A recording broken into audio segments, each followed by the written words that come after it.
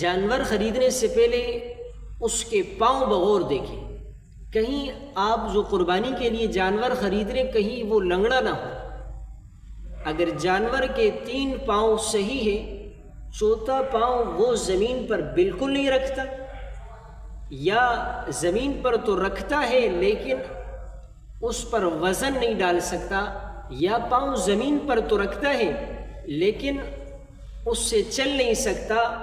اپنے جسم کا وزن اس پاؤں پر نہیں لا سکتا، تو ایسی صورت میں ایسے جانور کی قربانی درست نہیں ہوگی۔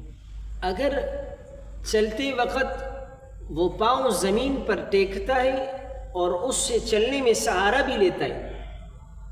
اگرچہ پھر لنگڑا کر چلتا ہے، تو ایسے جانور کی قربانی پھر درست ہوگی۔ اسی طرح ایسا لنگڑا جانور جو